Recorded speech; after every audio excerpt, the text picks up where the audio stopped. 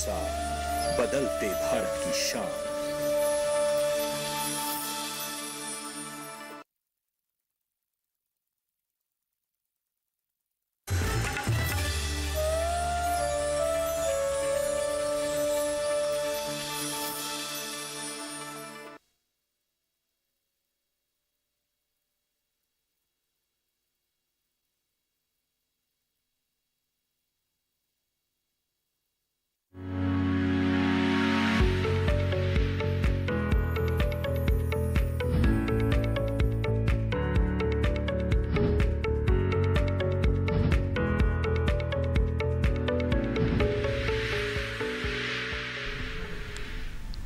नमस्कार, हेलो किसान कार्यक्रम में आप सभी का स्वागत है। मैं हूं मोनालिसा। जैसा कि आप सभी जानते हैं कि ये एक लाइव फोन इन कार्यक्रम है जिसमें हम स्टूडियो में मौजूद हमारे विशेषज्ञों से तो चर्चा करते ही हैं विषय के बारे में, साथ ही आप भी इस कार्यक्रम में हमारे साथ जुड़ सकते हैं अपने सवालों के साथ। जी हां, हमारा टोल फ्री नंबर है जिस पे कॉल करके आप सवाल पूछ सकते हैं। तो आइए सबसे पहले आपको बता दें कि कृषि क्षेत्र से जुड़े हुए कौन से अहम विषय आज हम आपके लिए लेकर आए हैं जिस पर हम बातचीत करने जा रहे हैं। तो आज हमारी चर्चा का विषय रहेगा किसानों की सेवा में कृषि विज्ञान केंद्र और गेहूं की बुआई एवं उन्नत किस्में।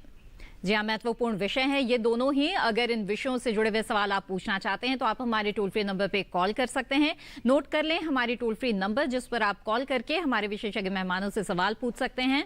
1800-113060 या फिर 1800-113061 पर कॉल करके आप सवाल पूछ सकते हैं। तो आपका परिचय हम करा दें हमारे साथ मौजूद हमारे विशेषज्ञ मेहमानों से जो देंगे हमारे सवालों के जवाब। हमारे साथ यहाँ पर मौजूद हैं डॉक्टर रणधीर सिंह जो कि सहायक महानिदेशक है कृषि विस्तार ICAR नई दिल्ली में। आपका बहुत बहुत स्वागत है इस कार्यक्रम में। हमारे अगले मेहमान हमारे साथ जुड़ रहे हैं डॉक्टर RS छोकर जो कि प्रधान वैज्ञानिक है भारतीय गेहूं एवं जौ अनुसंधान संस्थान करनाल में। डॉक्टर छोकर, आपका भी बहुत बहुत स्वागत है इस कार्यक्रम में। जी, तो बातचीत की यहाँ पर हम शुरुआत करेंगे और जैसा कि हमारा आज का पहला विषय है किसानों की सेवा में कृषि विज्ञान केंद्र, तो आइए इसके बारे में ही बातचीत से शुरुआत करते हैं। तो डॉक्टर रणधीर सिंह, आपसे जानना चाहेंगे कृषि विज्ञान केंद्र जो हैं जो कि करीब करीब सभी जिलों में मौजूद है हमारे देश में और किसानों तक बहुत ही सीधी पहुंच है इनकी, तो किस तरह की भूमिका है कृषि विज्ञान केंद्रों की?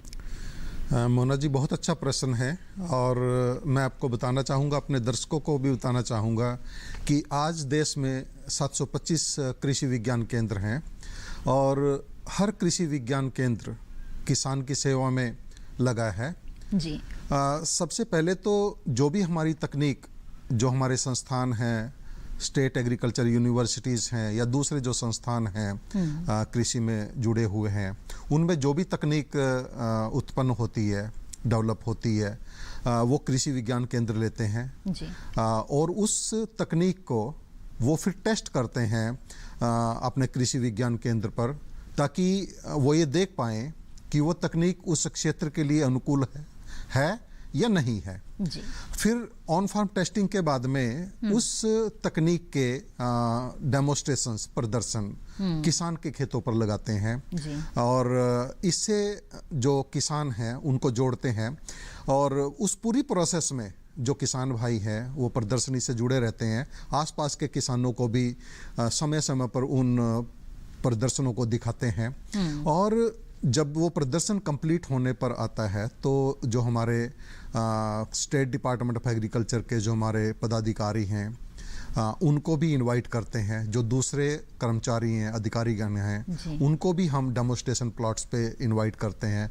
फार्मर्स उस गांव के हैं, आसपास के गांव के हैं, उनको भी इनवाइट करते हैं ताकि वो देख पाएँ कि इस तकनीक के क्या क्या फायदे हैं और जो एग्जिस्टिंग टेक्नोलॉजी है उसके मुकाबले में ये कैसे बेहतर काम कर रही है। बिल्कुल, तो आप भी अगर जानना चाहते हैं कि जो कृषि विज्ञान केंद्र है वो किस तरह से कार्य करता है, किन विषयों से जुड़े हुए जो प्रशिक्षण है वो दिए जाते हैं, इन तमाम सवालों को आप पूछ सकते हैं आज इस कार्यक्रम में। लेकिन आइए उससे पहले नजर डाल लेते हैं एक रिपोर्ट पर।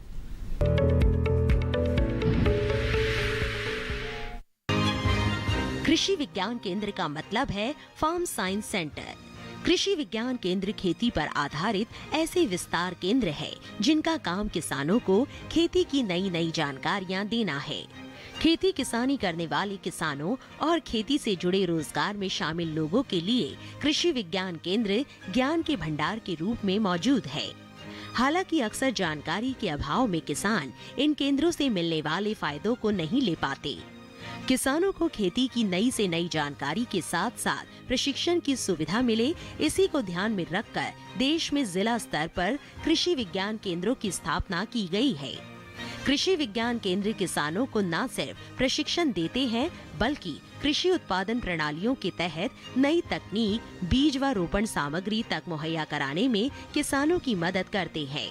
कृषि विज्ञान केंद्र भारतीय कृषि अनुसंधान परिषद और किसानों के बीच कड़ी के रूप में भी काम करते हैं। ये केंद्र आधुनिक कृषि प्रौद्योगिकी में किसानों के ज्ञान व कौशल को बढ़ाने के लिए प्रशिक्षण कार्यक्रम आयोजित करते हैं। सीड हब व बीज ग्राम कार्यक्रम के जरिए किसानों के खेतों पर भी उन्नत बीजों का उत्पादन करते हैं।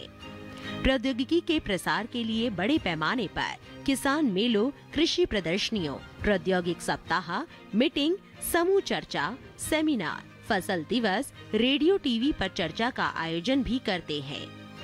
इतना ही नहीं, किसानों की सुविधा के लिए कृषि विज्ञान पोर्टल भी शुरू किया गया था। किसान अपने जिले में स्थित कृषि विज्ञान केंद्र के बारे में इस पोर्टल से पूरी जानकारी ले सकते हैं, जिसमें विभिन्न प्रकार के प्रशिक्षण दिए जाते हैं जो किसानों को स्वावलंबी बनने में मदद करते हैं। ये किसानों को स्वावलंबी बनाने के साथ उनको तकनीकी ज्ञान भी देते हैं। किसान अपने नजदीकी कृषि विज्ञान केंद्र में मौजूद कृषि विशेषज्ञों से खेती से जुड़ी सलाह भी ले सकते हैं।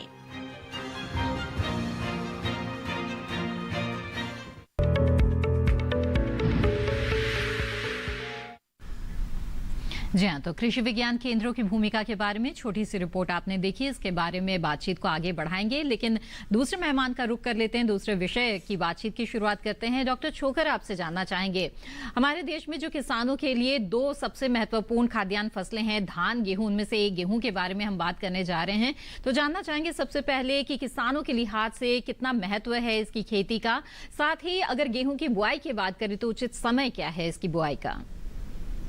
हाँ, देखिए, जो गेहूं है हमारी रबी मौसम की मुख्य खाद्यान्न फसल है जी। ये लगभग भारतवर्ष में 3 करोड़ हेक्टेयर क्षेत्रफल में लगाई जाती है।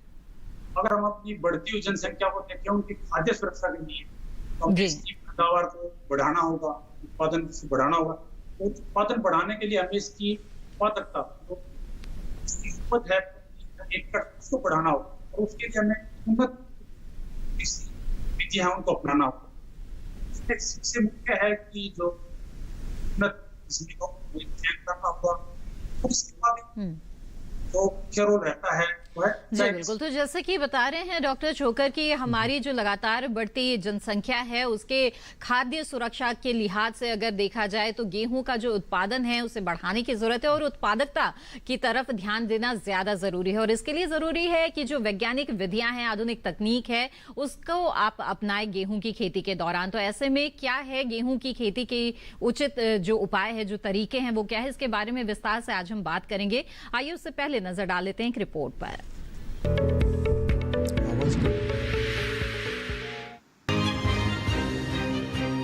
गेहूं देश की सबसे प्रमुख और पारंपरिक फसलों में से एक है। गेहूं की बुआई रबी में की जाती है। असिंचित और सीमित सिंचाई व समय से गेहूं की बुआई अक्टूबर के आखिरी सप्ताह से शुरू कर दे। गेहूं की बुआई के लिए दिनों का औसत तापमान 21 से 25 डिग्री सेल्सियस होना चाहिए। इसकी खेती सिंचाई पर आधारित होती है। गेहूं की खेती के लिए दोमट भूमि सबसे अच्छी मानी जाती है, लेकिन इसकी खेती बलुई दोमट, भारी दोमट, मटियार और मार व कावर मिट्टी में भी की जा सकती है। साधनों की उपलब्धता के आधार पर हर तरह की भूमि में गेहूं की खेती की जा सकती है। कम पानी व बारानी क्षेत्रों के लिए गेहूं की कई किस्में विकसित की गई है, जिनकी खेती करके ऐसे क्षेत्रों के किसान अच्छी उपज व अच्छी आय ले सकते हैं। हमेशा उन्नत, नई और क्षेत्र के हिसाब से किस्मों का चयन करना चाहिए। असिंचित और सीमित सिंचाई व समय से बुआई के लिए गेहूं की उन्नत किस्मों जैसे PBW 644, WH 1080, HD 2888, MACS 6145, HI 1531 और HI 8627 को लगाया जा सकता है। इनके अलावा HI 1500, HD 4672, HW 2004, MP 3288, HS 507, HPW 349, VL 907 और TL 2942 किस्में भी लगा सकते हैं। बुआई से पहले अपने खेतों की मिट्टी की जांच करा ले, सॉइल हेल्थ कार्ड बनवा ले। इससे आपको अपनी मिट्टी की खूबी और खामी दोनों का पता चलेगा, जिसके मुताबिक आपको खाद डालने में आसानी रहेगी और खर्च भी कम आएगा। अधिक उपज के लिए गेहूं की फसल को 5 से 6 सिंचाई की जरूरत होती है। पानी की उपलब्धता, मिट्टी की किस्म और पौधों की जरूरत के हिसाब से सिंचाई करें। गेहूं की फसल के जीवन चक्र में 3 अवस्थाएं जैसे चंदेरी जड़ें निकलना यानी 21 दिन, पहली गांठ बनना 65 दिन और दाना बनना 85 दिन ऐसी है, जिन पर सिंचाई करना काफी जरूरी होता है। अगर सिंचाई के लिए पर्याप्त मात्रा में पानी उपलब्ध हो तो पहली सिंचाई 21 दिन पर, इसके बाद 20 दिन के अंतराल पर अन्य 5 सिंचाई करें। फव्वारा या टपक विधि से भी गेहूं की फसल में सिंचाई कर सकते हैं।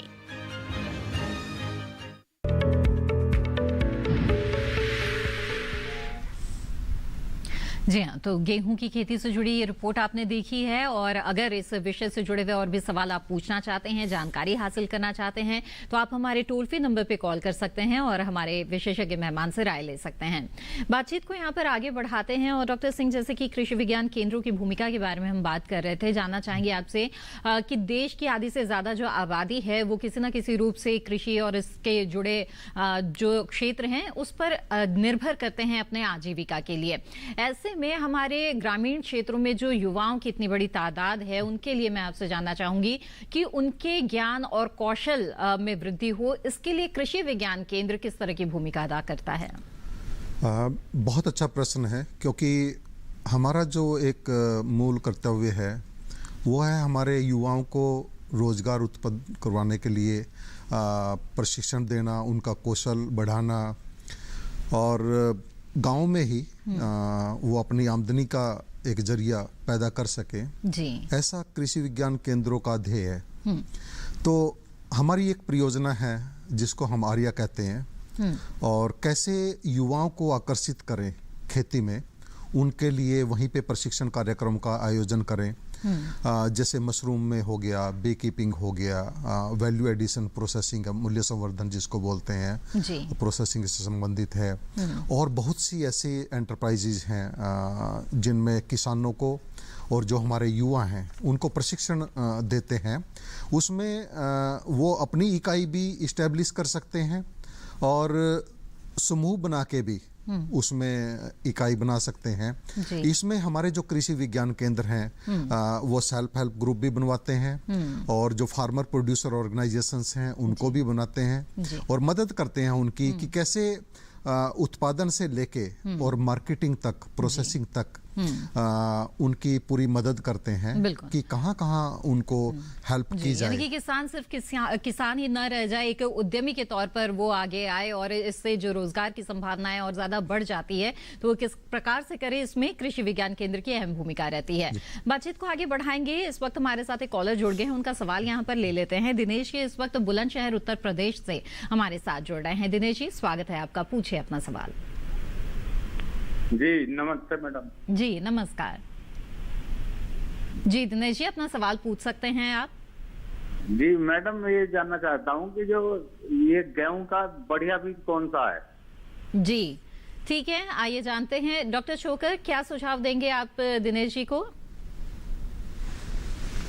बुलंदशहर से, और ये इनका जो क्षेत्र आता है ये उत्तरी पश्चिमी क्षेत्र में आता है, मैदानी क्षेत्र में आता है। और इसमें जो बहुत ही अच्छी जो गेहूं की किस्में भी नई किस्में आई हैं, उसके किसान भाई लगा सकते हैं। उनमें है DBW 187, DBW 222 और DBW 303। ये बहुत ही अच्छी किस्में हैं। अगर इनको किसान भाई समय से लगा लेंगे, अब जो समय चल रहा है, अगर इनको लगाते हैं तो बहुत अच्छी पैदावार ले सकते हैं किसान भाई। जी बिल्कुल। 80 तक की पैदावार प्रति एकड़ किसान भाई ले सकते हैं। बिल्कुल। तो ये तो उत्तर प्रदेश के लिए आपने एक अच्छी किस्म का जिक्र किया। यहाँ पर देश के बाकी हिस्सों के लिए भी कुछ और गेहूं की अच्छी किस्मों के बारे में जानना चाहेंगे आपसे। उत्तर प्रदेश के और बाकी दूसरे अगर इस क्षेत्र में अगर किसमें लोगे आप, तो उसमें जैसे हमारे HD 3226 है, इसमें WH 1270 है और WH 1105 है। अगर ये उत्तर पश्चिमी क्षेत्र अगर हम लेते हैं, जिसमें हरियाणा, पंजाब, दिल्ली है, राजस्थान का कुछ भाग है और पश्चिमी से उत्तर प्रदेश आ गया, तो ये किसमें किसान भाई लगा सकते हैं। जी बिल्कुल। तो माना जा सकता है कि जो सिंचित क्षेत्र हैं, जहां पर पानी की उपलब्धता ठीक ठाक है, वहां पर ये किस्में ले सकते हैं। क्या खासियत है इन किस्मों की और कितने समय में ये किस्में तैयार हो जाती हैं? हाँ, ये लगभग अगर किसान भाई अब अगर इस क्षेत्र में अगर बिजाई का 25 अक्टूबर से बिजाई का समय सही उपयुक्त समय आ गया है, तो अगर इनको लगाते हैं तो ये लगभग जाके आपकी अप्रैल के प्रथम सप्ताह तक ये पकेंगे। ये लगभग 145-150 दिन की अवधि की किस्में। जी जी बिल्कुल। आगे भी और भी जानकारी लेंगे और बातचीत को यहाँ पर आगे बढ़ाते हुए डॉक्टर सिंह, अब आपसे जानना चाहेंगे। आपने बताया कि युवाओं को कई तरह के प्रशिक्षण दिए जाते हैं और उनका कौशल विकास किया जाता है। जो किसान है, जो बहुत ज्यादा शिक्षित नहीं है, वो अपनी खेती किसानी के तौर तरीकों को किस तरह से बेहतर बना सकता है, इससे जुड़ी किस तरह की जानकारियां किसानों को उपलब्ध कराई जाती है? देखिए, कई तरीके हैं जी। एक तो ये है कि हम गांव में प्रदर्शनों का आयोजन करते हैं, ठीक है, और उसमें शिक्षा का कोई वो नहीं है कि मतलब शिक्षित होना ही आवश्यक है। बहुत से हमारे किसान अनपढ़ हैं। और दूसरा ये है कि जो प्रशिक्षण कार्यक्रम हैं, हमारे ट्रेनिंग प्रोग्राम्स, उनको हम ऑर्गेनाइज करते हैं। कैसे कैसे खेती करनी है, उसके लिए क्या क्या अनिवार्य हैं, उन सब के बारे में जानकारी हम किसानों को उपलब्ध कराते हैं। और दूसरा ये कि जैसे आजकल मोबाइल फोन्स हैं सभी के पास में, जी। और व्हाट्सएप ग्रुप बनाए हुए हैं, किसानों को उससे जोड़ते हैं। तो जो भी तकनीक हमारे पास उपलब्ध होती है, इस माध्यम से भी हम उनको वो जानकारी प्रोवाइड कराते हैं। टीवी के माध्यम से किसानों को वो जानकारी उपलब्ध करवाते हैं। तो ऐसे कई माध्यम हैं जिसमें चाहे शिक्षित हो या अशिक्षित हो हमारा किसान, उनको हम ये जानकारियां उपलब्ध कराते हैं। जी बिल्कुल। तो कई उपाय किए जाते हैं कि जो जानकारियां हैं किसानों के लिए जरूरी, वो उनको दी जा सके। आगे बढ़ते हैं, अगले कॉलर हमारे साथ जुड़ गए हैं, उनका सवाल लेते हैं। यहाँ पर राजेंद्र प्रसाद जी इस वक्त हमारे साथ जुड़ रहे हैं ओडिशा से। राजेंद्र जी, स्वागत है आपका, पूछिए अपना सवाल। हेलो जी राजेंद्र जी, अपना सवाल पूछिए। राजेंद्र जी टीवी की आवाज बंद रखिएगा राजेंद्र जी, बातचीत में रुकावट आएगी। जी पूछिए। हाँ, मेरा सवाल है गेहूं का बारे में पूछना चाहता हूँ। गेहूं का यहाँ कौन सा करने से अच्छा होगा, और उसका प्रोसेस क्या है, उसका खाद कितना डालना पड़ता है, और उसका यील्डिंग करने से यील्डिंग क्या आता है, सब पूछना चाहता हूँ। जी बिल्कुल, आइए जानते हैं। जी डॉक्टर छोकर, बताएं कि उड़ीसा के लिए कौन सी किस्म गेहूं की अच्छी रहेगी, उसकी कितनी उपज आ जाती है और खाद उर्वरकों का इस्तेमाल किस तरह से करना चाहिए? देखिए, इस क्षेत्र में भी एक जैसे DBW 187 किस्म है, ये उत्तर पश्चिमी और उत्तर पूर्वी क्षेत्र, मैदानी क्षेत्र, जी जी, ये काफी उपयुक्त किस्म है। इसके अलावा ये जैसे HD 2733 है या HD 2963 है, इन किस्मों में ये किसान भाई लगा सकते हैं। और जैसे पैदावार के लिए अगर इन क्षेत्रों में है कि जो नवंबर का दूसरा या तीसरा सप्ताह है उड़ीसा के लिए, ये मतलब अच्छी पैदावार लेने के लिए ठीक है। और जो पोषक तत्व है, तो किसान भाई क्या कर सकते हैं कि DAP एक जो बैग है 50 किलो बिजाई के समय ड्रिल कर सकते हैं, साथ में 25 किलोग्राम MOP प्रति एकड़।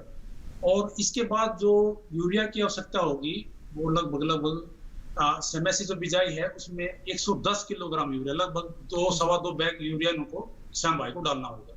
तो एक बैग पहली सिंचाई के समय, पहली सिंचाई से बिल्कुल पहले डालकर और सिंचाई दे दें, और दूसरा 40 से 45 दिन की अवस्था में दूसरा बैग जो यूरिया का है वो दे देंगे। अगर इस तरह डालेंगे तो अच्छी पैदावार ले सकते हैं। इसके साथ साथ ये कि किसान भाई जो अपनी जो भूमि का है वो परीक्षण करवा लें, और उसके अनुसार अगर कोई सूक्ष्म तत्वों की कमी है तो वो उनका भी आप प्रयोग कर सकते हैं। बिल्कुल। तो राजेंद्र जी, मुझे उम्मीद है कि आपके सवाल का जवाब मिल गया होगा और बहुत ही अच्छे सुझाव यहाँ पर आपको मिल गए हैं। इसी के साथ हेलो किसान कार्यक्रम में वक्त हो गया है एक छोटे से ब्रेक का। ब्रेक के बाद हम जल्द हाजिर होंगे और ब्रेक के बाद भी हमारी चर्चा जारी रहेगी। आप बने रहें दूरदर्शन किसान पर।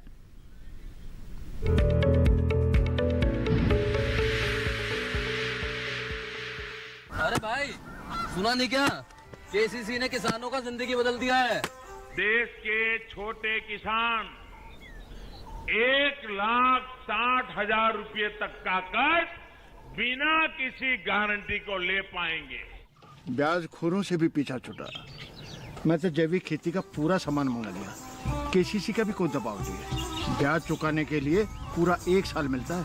समय पर भुगतान करने पर केवल 4% के सालाना ब्याज पे लोन मिल गया मुझे। अपना आधार कार्ड, लेटेस्ट फोटो और जमीन के कागजात लेके अप्लाई करो बस। और नामांकन भरने के लिए जेब भी ढीली नहीं करनी पड़ी।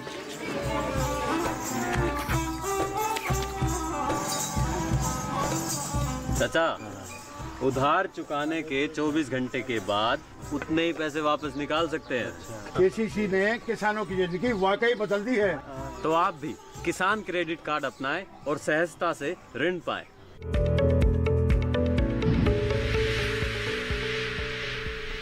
ब्रेक के बाद आप सभी का फिर से स्वागत है। आप देख रहे हैं कार्यक्रम हेलो किसान। आज इस कार्यक्रम में हम बात कर रहे हैं कि किसानों की सेवा में किस तरह से कार्यरत है कृषि विज्ञान केंद्र, और इसके अलावा गेहूं की बुआई और इसकी उन्नत किस्मों के बारे में चर्चा कर रहे हैं। अगर इन विषयों के बारे में आप और भी ज्यादा जानकारी हासिल करना चाहते हैं तो इस कार्यक्रम के दौरान सीधे कॉल करके आप सवाल पूछ सकते हैं। एक कॉलर इस वक्त हमारे साथ जुड़े हुए हैं, बलविंदर सिंह जी, करनाल हरियाणा से। आइए उनसे बात करते हैं। जी बलविंदर जी, स्वागत है आपका। पूछे अपना सवाल। बलविंदर जी, मेरी आवाज मिल रही है क्या आपको? हेलो बलविंदर जी, मेरी आवाज मिल रही है आपको? चलिए, लगता है हमारा संपर्क यहाँ पर टूट गया है और बातचीत को यहाँ पर आगे बढ़ाएंगे। और जहाँ तक गेहूं की बुआई और किस्मों के बारे में हम बात कर रहे हैं, और जैसा कि हमारे विशेषज्ञ मेहमान ने बताया भी कि इसकी उत्पादकता को बढ़ाने पर जोर दिया जाना बहुत जरूरी है। ऐसे में डॉक्टर रणधीर सिंह, मैं आपसे जानना चाहूंगी कि जो कृषि विज्ञान केंद्र है वो इस दिशा में किस तरह के कार्य कर रहा है?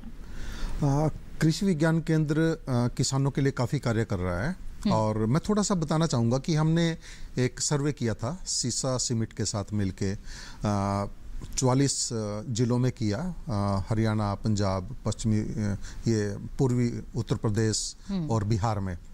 और हमने देखा कि जो किसान हैं विशेष रूप से उत्तर प्रदेश में और बिहार में लेट बुआई करते हैं।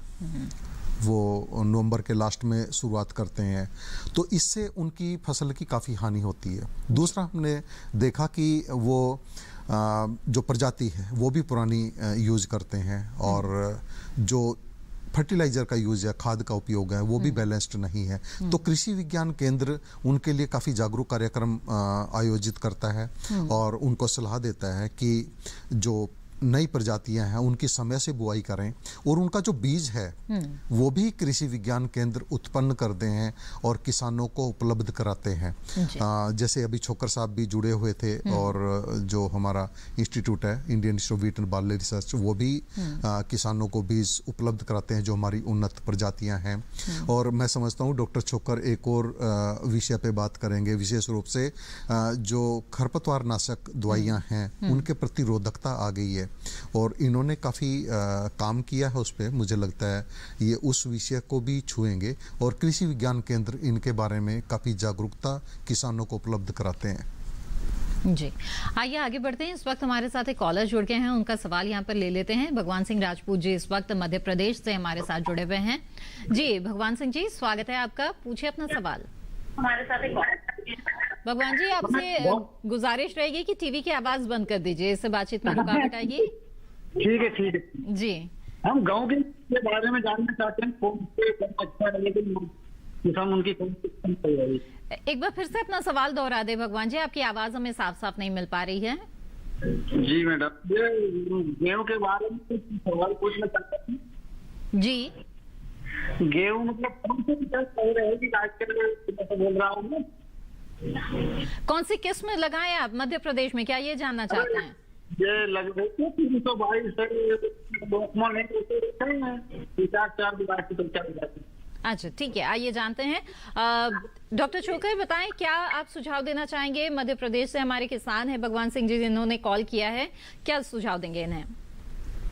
देखिए, मध्य प्रदेश में जो किसान भाई के लिए जो किस्में हैं जो अच्छी पैदावार जिन्हें लेते हैं, एक XI 1544 है, वो GW 322 366 है। ये तो जो चपाती वाली किस्मों की है। अगर जो डूरम है, कठिया अगर गेहूं ले तो उसमें HD 8713 है, HD 8498 है, या MPO 1215, ये जो कठिया गेहूं के ये किस्में किसान भाई लगा सकते हैं। और जो मध्य प्रदेश में है तो लगभग आप 10 नवंबर के आसपास अगर ये गेहूं की बिजाई करते हैं तो किसान भाई अच्छा पैदावार ले सकते हैं। ये सिंचित अवस्था में समय से बिजाई वाली किस्में। जी जी। डॉक्टर छोकर, यहाँ पर आपसे ये भी जानना चाहूंगी कि जो बीज है गेहूं का, वो जो है उसका शोधन करना कितना जरूरी है? बीज की मात्रा कितनी होनी चाहिए अच्छी पैदावार के लिए? क्या दूरी होनी चाहिए? किस तरह से बुआई करें? क्या उचित तरीका होगा? हाँ, ये अच्छी पैदावार लेने के लिए अगर गेहूं की जो किस्म से अगर गेहूं का मतलब अगर बीज दर की मात्रा लें आप, ये निर्भर करता है कि दानों का भार। अगर हमारा 1000 दानों का भार 38 ग्राम के आसपास है तो हम जो सिफारिश करते हैं तो 40 किलोग्राम जो बीज की दर है प्रति एकड़, जो समय से बिजाई। अगर देर से बिजाई होती है जो किसान भाई, तो इसकी मात्रा बढ़ा सकते हैं 50 से 55 किलोग्राम। अगर दाना का भार भी ज्यादा है तो उस हिसाब से बीज की दर बढ़ा सकते हैं। और रही बात पंक्ति से पंक्ति की दूरी, तो 8 इंच लगभग 20 सेंटीमीटर ये उचित दूरी रहती है, मतलब बिजाई गेहूं की बिजाई समय से बिजाई के लिए। अगर देर से जाते हैं तो हमें पंक्ति से पंक्ति की दूरी घटानी होगी। 15 से 17.5 सेंटीमीटर के आसपास हम अगर लगाते हैं तो हम अच्छी पैदावार ले सकते हैं। बिल्कुल, तो ये वो वैज्ञानिक विधियां हैं जिन्हें अपनाएं अगर किसान तो अच्छा उत्पादन हासिल कर सकते हैं।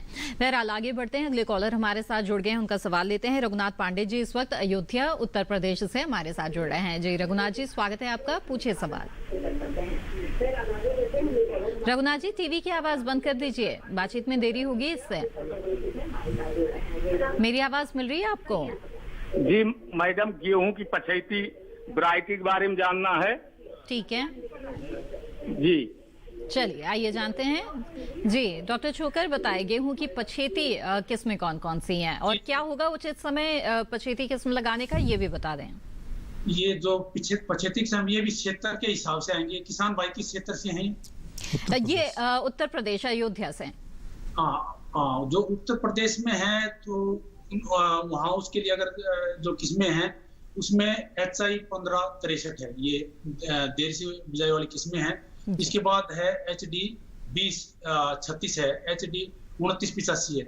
ये किस्म किसान भाई लगा सकते हैं। जी जी बिल्कुल, तो मुझे उम्मीद है रघुनाथ जी आपके सवाल का जवाब में यहाँ पर आपको मिल गया होगा। बातचीत को आगे बढ़ाते हैं, अगले कॉलर भी इस बीच हमारे साथ जुड़ गए हैं, आइए उनका भी सवाल ले लें।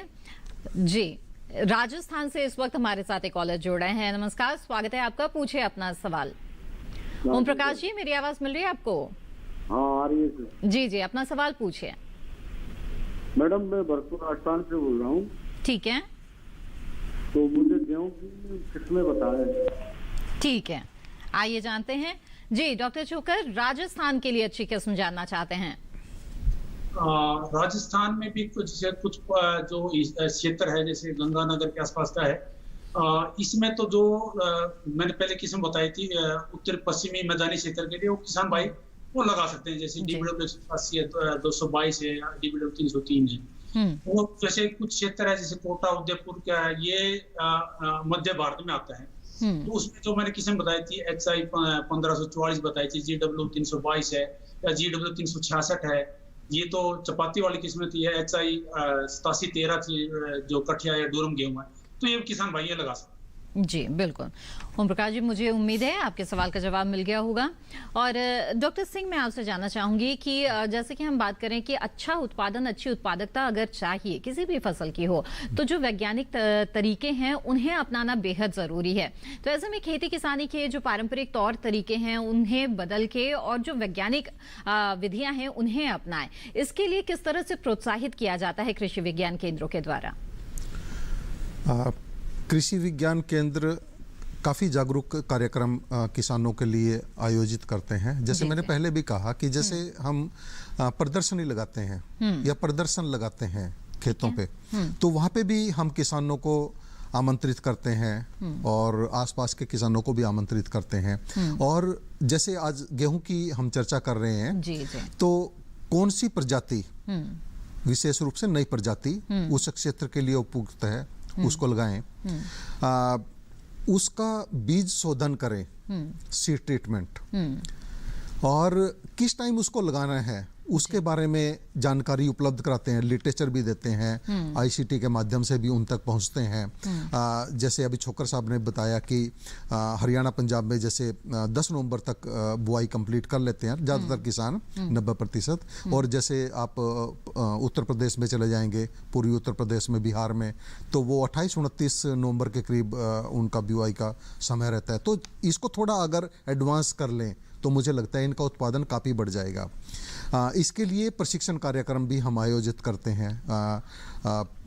कौन सी बीमारियां लगती हैं, उसके लिए कौन कौन सी दवाइयां आपको यूज करनी है, सिंचाई किस वक्त देनी है, किस वक्त सिंचाई नहीं देनी है। आजकल तो केवी के पोर्टल के माध्यम से भी आपको उसकी जानकारी हम उपलब्ध कराते रहते हैं। डॉक्टर सिंह, सिंचाई का जिक्र आपने किया है, सिंचाई की भी कई उन्नत तकनीकें आ गई हैं, उसके बारे में भी आपसे जानेंगे हम आगे। इस बीच हमारे साथ कॉलर जुड़ गए, उनका सवाल यहाँ ले लेते हैं। सुरेश चंद्र जी इस वक्त हमारे साथ जुड़ रहे हैं उधमपुर नगर से, उत्तराखंड से। आइए उनसे बात करें। सुरेश जी, स्वागत है आपका, पूछे अपना सवाल। जी सुरेश जी, अपना सवाल पूछ सकते हैं आप।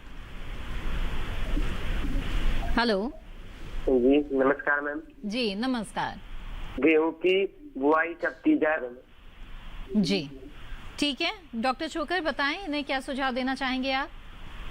जैसे मैंने किस्में पहले बताई थी, इनका भी जो उत्तरी पश्चिमी क्षेत्र वाले जो मैंने पहले किस्में बताई थी वो किसान भाई लगा सकते हैं। समय से बिजाई जो है, आप जैसे 25 अक्टूबर से एक किसान भाई बिजाई कर सकते हैं। कुछ क्षेत्र में जैसे दीमक का प्रकोप रहता है या कुछ बीज जनक बीमारी, बीज का उपचार अवश्य कर लें।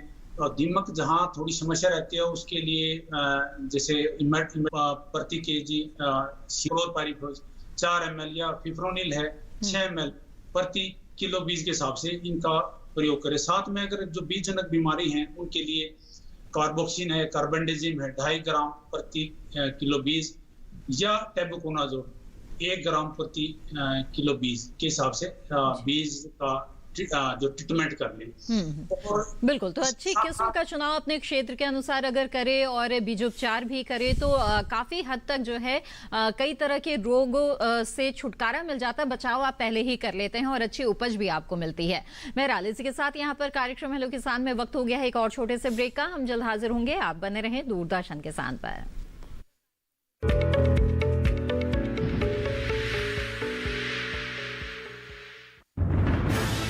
कोरोना वायरस के खतरे से बचते हुए फसल की कटाई, बिक्री, खरीद, नई फसल की जुताई और बुआई सुरक्षित हो सकती है अगर हम लगातार हाथों को साबुन और साफ पानी से नियमित अंतराल पर धोते रहें। नाक, मुंह को मास्क, गमछे या कपड़े से ढक कर रखें। आंख, कान, नाक, मुंह न छुएं। आपस में 2 गज की दूरी बनाए रखें। मास्क और 2 गज की दूरी के मंत्र को अभी हमें छोड़ना नहीं है। फसलों की बुआई एवं कटाई करते समय आपस में कम से कम 2 गज की दूरी बनाए रखें। फसल की कटाई करने के बाद छोटे छोटे ढेरों में इकट्ठा करें। कृषि के औजारों की समय समय पर सफाई करें। एक दूसरे के साथ औजारों की अदला बदली न करें।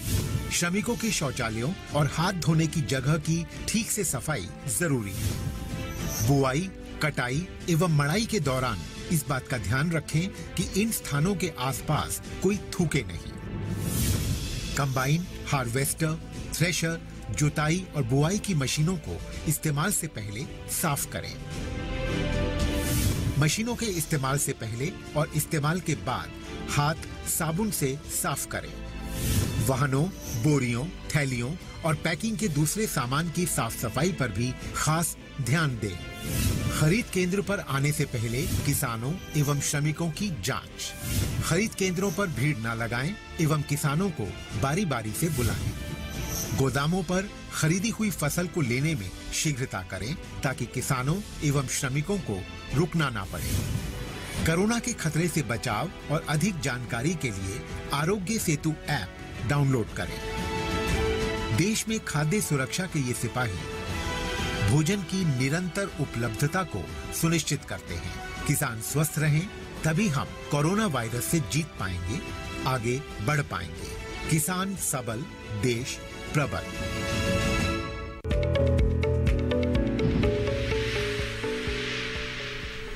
ब्रेक के बाद आप सभी का फिर से स्वागत है कार्यक्रम हेलो किसान में। आज इस कार्यक्रम में हम कृषि विज्ञान केंद्रों की भूमिका के बारे में और इसके अलावा गेहूं की बुआई और उन्नत किस्मों के बारे में चर्चा कर रहे हैं।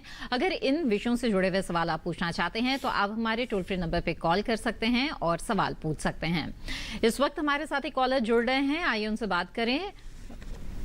इस वक्त नईमुद्दीन जी हमारे साथ फोन लाइन पर जुड़े हुए हैं। जी नईमुद्दीन जी, बताइए क्या जानना चाहते हैं आप? जी नईमुद्दीन, नमस्कार मैडम। जी नमस्कार, बताएं क्या सवाल है आपका? मेरा निवेदन ये है साहब कि गेहूं की फसल जो है उत्पादन प्रभावित होता है। कुछ फसल सूख के कारण वक्त समय के पहले जो है गेहूं की फसल सूख जाती है और पेड़ उखाड़ने पर बगैर जड़ के जो है पेड़ आ जाता है। तो ये दीमक प्रभावित ना करे उत्पादन, तो इसका क्या उपाय है? बिल्कुल, तो दीमक से निजात पाने का उपाय बताया है यहाँ पे डॉक्टर छोकर ने। मैं उन्हें गुजारिश करूंगी कि एक बार फिर से दोहरा दें कि किस तरह से दीमक से छुटकारा मिल सकता है किसानों को। जी जैसे किसान भाई पूछ रहे थे, दीमक का प्रकोप गेहूं में दो अवस्था में पाया जाता है। एक तो बिजाई करते ही आता है। बिजाई अगर हम सीड ट्रीटमेंट कर लेते हैं, बीज का उपचार कर लेते हैं, जो मैंने 2-3 दवाई बताई थी, जैसे इमिडाक्लोप्रिड है जी जी। 1 ग्राम प्रति केजी सीड, या क्लोरपाइरिफोस 4 ml प्रति केजी सीड, या फिप्रोनिल 6 ml प्रति केजी सीड।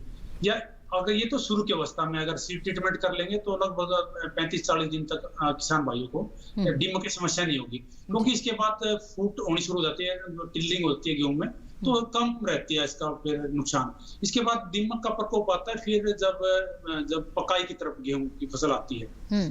उस अवस्था में भी किसान भाई जो दीमक के उपचार के लिए जो ये मैंने दवाई बताई थी, जैसे क्लोरपाइरिफोस है, 2 लीटर दवाई और 2 लीटर पानी में मिलाकर लगभग 20 किलोग्राम रेत में मिलाकर और खेत में बुरकाव कर दें और साथ में सिंचाई कर दें, तो इससे भी जो खड़ी फसल में दीमक का प्रकोप होगा उससे नियंत्रण पा सकते हैं और अच्छी पैदावार ले सकते हैं। जी जी बिल्कुल। तो उम्मीद है नईमुद्दीन जी आपके सवाल का जवाब मिल गया होगा। डॉक्टर सिंह, मैं आपसे जानना चाहूंगी कि जैसे कि रोग और कीट जो होते हैं वो फसलों को काफी हद तक प्रभावित करते हैं और बहुत नुकसान किसानों को कई बार उठाना पड़ जाता है। ऐसे में बचाव के क्या तरीके अपनाएं, किस तरह की सावधानियां बरतें? अगर ऐसी कोई जानकारी चाहते हैं कृषि विज्ञान केंद्र से तो क्या उन्हें मिल सकती है? बिल्कुल, मुझे लगता है कि जो जानकारी डॉक्टर छोकर ने भी अभी उपलब्ध कराई है, जिस क्षेत्र में भी किसान हैं, हमारे 725 कृषि विज्ञान केंद्र हैं। स्वाभाविक है सभी क्षेत्रों में गेहूं की खेती नहीं होती, लेकिन जहां पे भी होती है वहाँ का हर कृषि विज्ञान केंद्र, वहाँ पे एक्सपर्ट्स हैं और उनको गेहूं की खेती की पूरी जानकारी है। और कोई भी समस्या हो गेहूं से संबंधित, चाहे वो बुआई की समस्या है, चाहे बीज शोधन की समस्या है, सिंचाई से संबंधित प्रश्न है, बीमारी या कीट से संबंधित प्रश्न है, जो भी हमारे विशेषज्ञ उपलब्ध हैं कृषि विज्ञान केंद्रों पर, वो इन प्रश्नों के उत्तर भली भांति दे सकते हैं। उनके पास लिटरेचर भी उपलब्ध है जी। और बिल्कुल, तो खेती किसानी के दौरान किसी तरह की भी अगर आशंका है और किसी कृषि विशेषज्ञ की राय आप लेना चाहते हैं तो बेहतर होता है कि आप अपने नजदीकी कृषि विज्ञान केंद्र को संपर्क करें। आपकी तमाम शंकाओं को वहां पर दूर कर दिया जाता है। आगे बढ़ते हैं। इस वक्त हमारे साथ एक कॉलर जुड़ गए हैं अकोला महाराष्ट्र से, सुशील जी। उनका सवाल यहाँ पर लेते हैं। जी सुशील जी, स्वागत है आपका, बताइए क्या जानना चाहते हैं? नमस्ते मैम, मैं महाराष्ट्र के अकोला जिले से बोल रहा हूँ। जी नमस्कार, बताएं। मुझे ना गेहूं के बारे में थोड़ा जानना था कि जब अब हमारे यहाँ ना गेहूं की सीजन चल रहा है, तो मुझे ये जानकारी चाहिए थी कि उसमें पहले वीड्स बहुत सारे आ जाते हैं। गेहूं की जब गेहूं की हम कल्टीवेट सोइंग करते हैं उस टाइम पे कुछ वीडीसाइड्स कुछ यूज कर सकते हैं क्या? जी बताएं डॉक्टर छोकर। जैसे किसान भाई कहते ये मध्य मतलब महाराष्ट्र से हैं और प्रांतीय क्षेत्र में यहाँ वैसे खरपतवार बहुत ज्यादा समस्या नहीं है। जो समस्या हमारे यहाँ उत्तरी पूर्वी और पश्चिमी क्षेत्र में है, जहाँ जैसे रेजिस्टेंस जो प्रतिरोधकता है खरपतवार में, वहाँ उन क्षेत्र में नहीं है। तो ये किसान भाई बिजाई के समय पेंडिमेथलिन है जो 30% ईसी की आती तरल, वो 1.5 लीटर प्रति एकड़ बिजाई के समय प्रयोग कर सकते हैं। इसमें संकरी और चौड़ी पत्ती दोनों तरह के खरपतवार की नियंत्रण कर सकते हैं। इसके बाद 30 से 35 दिन की अवस्था में अगर फिर भी खरपतवार रहते हैं तो संकरी पत्ती जो खरपतवार हैं उनके नियंत्रण किसान भाई प्रोडिनॉफ है 15% जो वेटेबल पाउडर है उसकी 160 ग्राम प्रति एकड़, या इनोक्साडेन है 400 ml प्रति एकड़, या सल्फासल्फ्यूरोन की आती है 13.5 ग्राम प्रति एकड़। इनमें से भी कोई भी एक शाकनाशी ले सकते हैं। चौड़े पत्ते की ज्यादा समस्या है तो किसान भाई मेटसल्फ्यूरोन है जो एलग्रिप के नाम से दूसरे नाम से भी आती है 8 ग्राम प्रति एकड़, या 2,4-D ये पुरानी शाकनाशी है।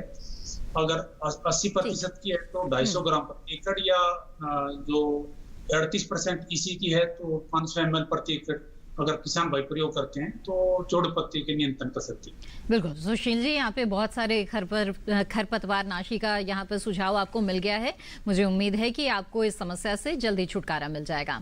आगे बढ़ते हैं, अगले कॉलर हमारे साथ जुड़ गए हैं अभय कुमार जी समस्तीपुर बिहार से, उनसे बात करते हैं। अभय जी स्वागत है आपका, पूछे अपना सवाल।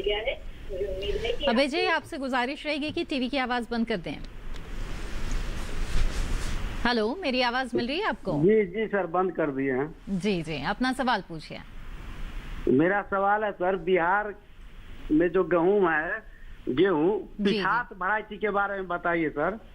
उसकी वैरायटी किस्म के बारे में जानना चाहते हैं? जी जी सर। ठीक है, आइए जानते हैं। जी डॉक्टर छोकर बताएं। मैंने पहले बताया था ये जो पूर्वी क्षेत्र है, मैदानी क्षेत्र है, उसमें पहले किस्म बताया था, उसमें जैसे DPW 187 है, HD 67 है, या HD 27 पुरानी किस्म है। ये मेरे को किसी भी किस्म किसान भाई लगा सकते। जी जी बिल्कुल। डॉक्टर छोकर यहाँ पे जानना चाहेंगे कि गेहूं की फसल में सिंचाई की बहुत ही महत्वपूर्ण भूमिका होती है, तो ऐसे में जो सिंचित क्षेत्र हैं उनके बारे में भी, और जो बारानी क्षेत्र हैं उन्हें खासतौर पे किस तरह से सिंचाई की व्यवस्था करनी चाहिए, कितने अंतराल पर देना चाहिए, क्या सुझाव देंगे? जो शीती क्षेत्र है गेहूं में लगभग अगर हम 4 से 6 सिंचाई हमारे पास है तो हम अच्छी पैदावार ले सकते हैं। और सबसे महत्वपूर्ण जो अवस्था है वो गेहूं में है वो CRI बोलते हैं, जिसे ताजमुल जब निकलती हैं, ये लगभग 20 से 25 दिन की अवस्था में आती हैं। इस अवस्था में सिंचाई करना बहुत जरूरी है। अगर हम इस अवस्था में हम सिंचाई नहीं करते हैं तो हमारे जो पोषक तत्व प्रबंधन है वो सही से नहीं कर पाते, हम खरपतवार नियंत्रण सही से नहीं कर पाते और पैदावार में कमी हो जाती है। तो इस 20 से 25 दिन की अवस्था में हमें सिंचाई करनी बहुत जरूरी है। और इसके जो बाद है तो ये भूमि के प्रकार पर निर्भर करता है और जलवायु पर निर्भर करता है। तो 20-20 दिन के अंतराल पर हम 5 से 6 सिंचाई करते हैं तो हम अच्छी पैदावार ले सकते हैं। जी बिल्कुल। आइए बातचीत को यहाँ पर आगे बढ़ाते हैं। और डॉक्टर सिंह, अब आपसे मैं जानना चाहूंगी कि जैसे कि सिंचाई की बात हो रही है और इससे पहले भी आपसे बातचीत हो रही थी, कई नई तकनीकें हैं सिंचाई की जो जिससे पानी की बचत होती है किसानों के लिए, और उनका जो इस्तेमाल है वो करके अच्छी उपज भी वो हासिल कर सकते हैं, जैसे ड्रिप है, स्प्रिंकलर है। तो इनको लेकर के जागरूकता बढ़ाना अभी सबसे ज्यादा जरूरी है, तो इस दिशा में किस तरह के कार्य किए जा रहे हैं? सिंचाई से संबंधित जो प्रश्न है वो काफ़ी इम्पोर्टेंट है। आप देखेंगे कि जो जल का स्तर है वो काफ़ी नीचे जा रहा है और हर क्षेत्र में किसानों को इस समस्या का सामना करना पड़ रहा है। तो वैज्ञानिकों ने काफ़ी तकनीक विकसित की हैं और आपने देखा होगा कि चाहे गुजरात का क्षेत्र हो, राजस्थान का क्षेत्र हो, हरियाणा का भी काफ़ी क्षेत्र है जहाँ पे पहले बहुत कम खेती होती थी, लेकिन स्प्रिंकलर के माध्यम से, और विशेष रूप से जब हम गेहूं की चर्चा कर रहे हैं तो इसका क्षेत्रफल काफ़ी बड़ा है। आप देखेंगे कि 40% से ज़्यादा पानी की आप बचत कर सकते हैं, लेकिन यदि आप पुराने तरीके से सिंचाई करेंगे तो आपका पानी भी काफ़ी लगता है, पानी का दोहन भी ज़्यादा करते हैं और उसमें वेस्टेज भी काफ़ी होती है।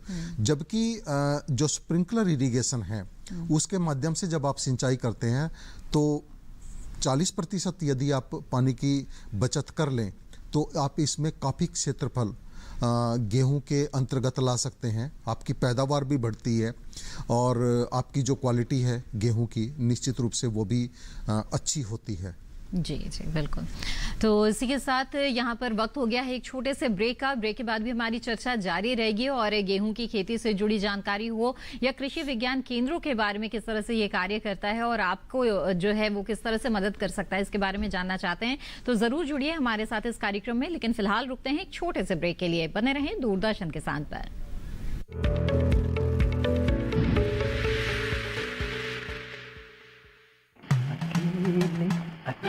अरे वाह भैया, अकेले अकेले। अरे तू भी ले, पर खाएगा कैसे? मैं ऑर्गेनिक खेती की बात कर रहा रे बेटे। अकेले अकेले खेती कब तक करेगा? मतलब गांव में 20-25 किसानों का समूह बना के पंजीकरण करवा ले, फिर सरकारी ट्रेनिंग भी मिलेगी और मुफ्त जैविक बीज खाद भी। फिर बीजीएस ऑर्गेनिक की सरकारी मोहर के साथ तेरी उपज आकर्षक पैक में पहुंचेगी बड़े बाजार तक। अच्छा हाँ। अरे भाई कहाँ चल दिया? सबको साथ लाने, आमदनी बढ़ाने। तो किसान भाई समझ गए ना, साथ मिलकर ऑर्गेनिक खेती कीजिए, अपनी परंपरा को आगे बढ़ाइए, ज्यादा मुनाफा कमाइए। माटी से प्रेम की परंपरा है परंपरागत खेती।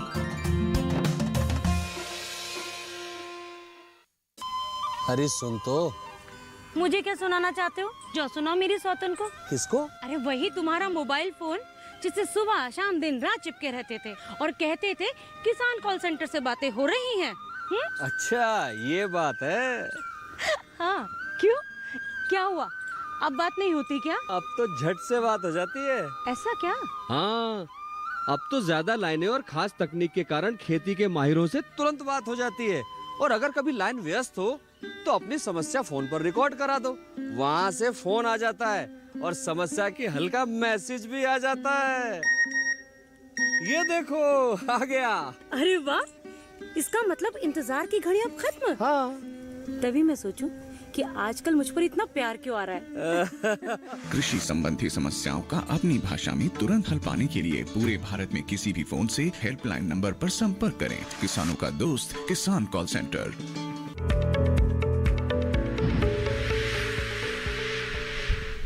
ब्रेक के बाद आप सभी का फिर से स्वागत है कार्यक्रम हेलो किसान में। इस समय हमारे साथ एक कॉलर जुड़े हुए हैं, आइए सीधे उनका रुख करते हैं।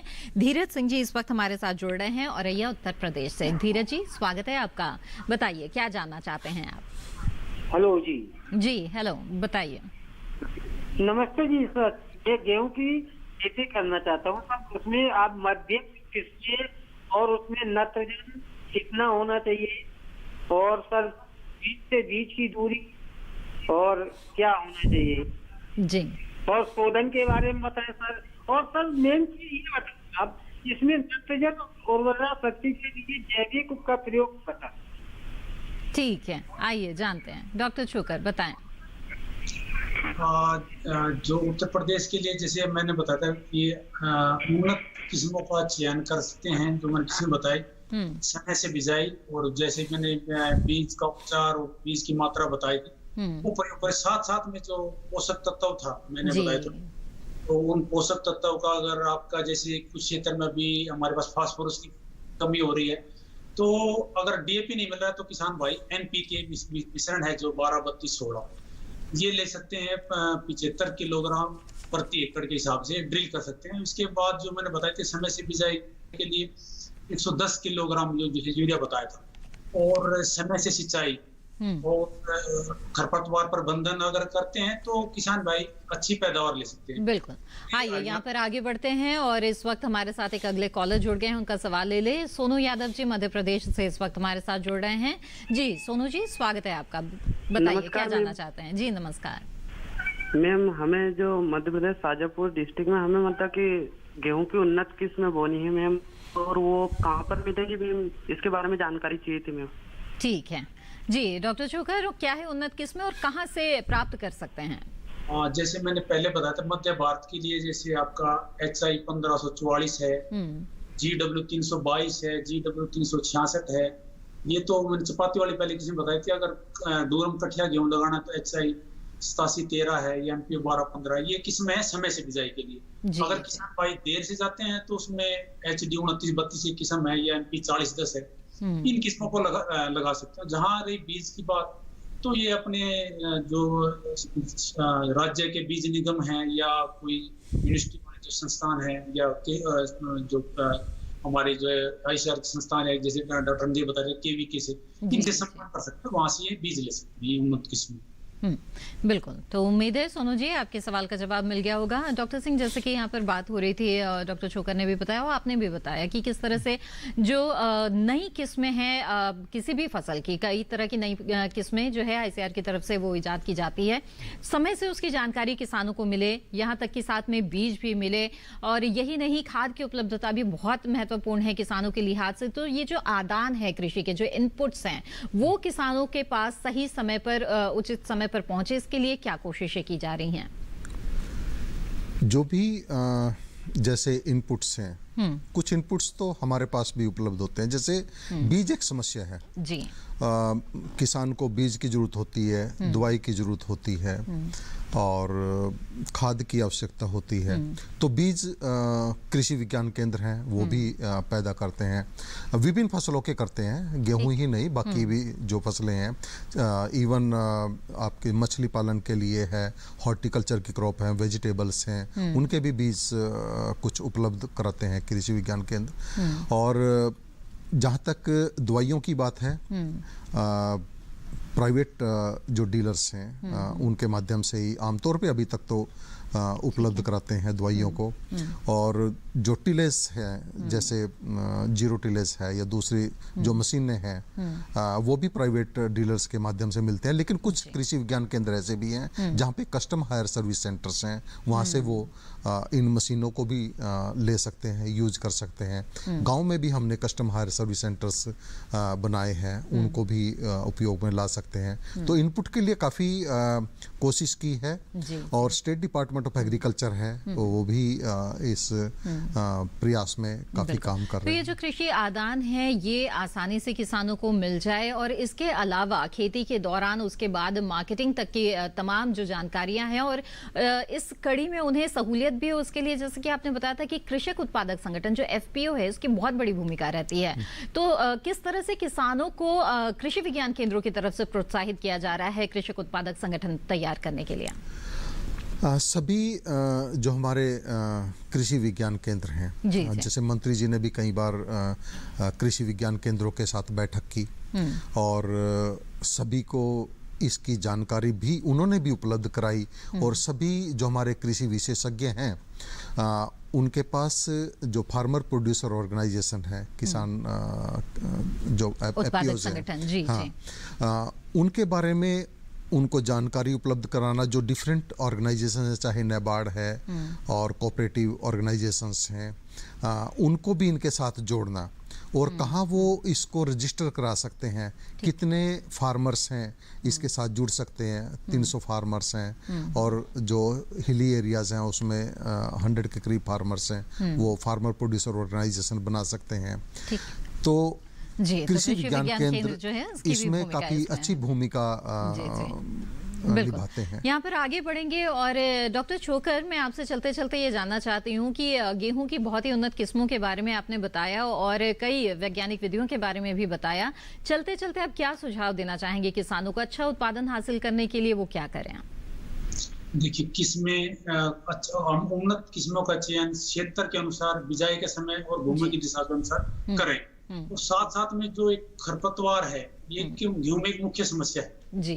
जैसे हमारी किस्में ज्यादातर तो रोग रोधी हैं, लेकिन एक खरपतवार मुख्य समस्या, खासकर जो हमारा उत्तरी पश्चिमी क्षेत्र है, इसमें एक जो रेजिस्टेंस वाली जो प्रॉब्लम, प्रतिरोधकता की जो आ रही है, डॉक्टर नदीम ने कहा था, मैं किसान भाइयों को मैसेज देना चाहूंगा कि जहां भी बहुत शाकनाशी प्रतिरोधकता आ गई है, जैसे हमारे पास कई पहले शाकनाशी में सिफारिश की थी, पिनोक्साडाइन या सल्फासल्फोन, इनके प्रति खासकर जो मंडूसी है, गुल्ली डंठा, इसमें रेजिस्टेंस है, बहुत ज्यादा एरिया में रेजिस्टेंस है हरियाणा पंजाब में।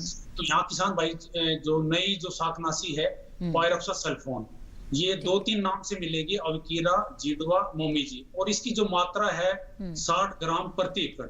और ये किसान भाई बिजाई करते ही 2 से 3 दिन के अंदर डाल दें और जो किसान भाई इस समय न डाल पाए तो पहली सिंचाई के साथ भी इसको डाल सकते हैं। बिल्कुल, तो खरपतवार नाशक का जो है उसका इस्तेमाल कर सकते हैं और ऐसे खरपतवार नाशक का इस्तेमाल करें जिसकी प्रतिरोधी क्षमता अभी तक उत्पन्न नहीं हुई है आपके खेतों में। डॉक्टर, आपने बहुत ही अहम जानकारियां दी डॉक्टर छुकर, और लगातार आपने बताया कि किस तरह से गेहूं की जो वैज्ञानिक विधि से अच्छी खेती है वो किसान कर सकते हैं। आपका बहुत बहुत धन्यवाद हमारे साथ जुड़े रहने के लिए जी। और इसी के साथ ही डॉक्टर रणधीर सिंह, आपने भी कृषि विज्ञान केंद्रों की अहम भूमिका के बारे में हमें बताया है। हम उम्मीद करेंगे जो किसान हैं वो अपनी समस्याओं को लेकर और भी ज्यादा जानकारी हासिल करने के लिए जरूर कृषि विज्ञान केंद्रों से संपर्क करेंगे। आपका बहुत बहुत धन्यवाद हमारे साथ इस कार्यक्रम में जुड़ने के लिए। जी हाँ, तो विस्तार से आज आपने जाना कृषि विज्ञान केंद्रों के बारे में और इसके साथ ही गेहूं की जो उन्नत किस्में हैं और बुआई का सही तरीका है, इन तमाम विषयों के बारे में जाना। अब आपको बता दें कि कल हेलो किसान कार्यक्रम में किन विषयों पर हम चर्चा करने जा रहे हैं, जिस विषय पर आप भी अपने सवालों के साथ हमारे साथ जुड़ सकते हैं। तो हेलो किसान कार्यक्रम में कल चर्चा का विषय रहेगा रबी फसलों की बुआई एवं संतुलित उर्वरकों का प्रयोग। इसके अलावा मशरूम की खेती के बारे में भी कल हम इस कार्यक्रम में चर्चा करेंगे। आप अपने सवाल हमें ईमेल के जरिए भेज सकते हैं। हमारा ईमेल आईडी है hellokisan2015@gmail.com। इसके अलावा फेसबुक के माध्यम से आप हमसे जुड़ सकते हैं। हमारे फेसबुक पेज पर जाने के लिए हिंदी में टाइप करें हेलो किसान। इसके अलावा दूरदर्शन किसान के कॉल सेंटर नंबर पर भी आप कॉल कर सकते हैं। हमारा टोल फ्री नंबर है 1800-113060। सोमवार से शनिवार सुबह 6 बजे से रात 10 बजे के बीच कॉल करके अपने सवाल दर्ज करा दें। इसके अलावा बता दें कि आप अगर हेलो किसान कार्यक्रम को दोबारा देखना चाहते हैं तो दूरदर्शन किसान के यूट्यूब चैनल पर जाकर आप ये कार्यक्रम देख सकते हैं। इसके लिए बस आपको एक QR कोड को स्कैन करना है। टीवी स्क्रीन पर यह QR कोड दिया जा रहा है, जिसे स्कैन करके आप यूट्यूब चैनल पर यह कार्यक्रम दोबारा देख सकते हैं। इसी के साथ हेलो किसान की आज की कड़ी में बस इतना ही। हमें दीजिए इजाजत। आप बने रहें दूरदर्शन किसान पर। नमस्कार।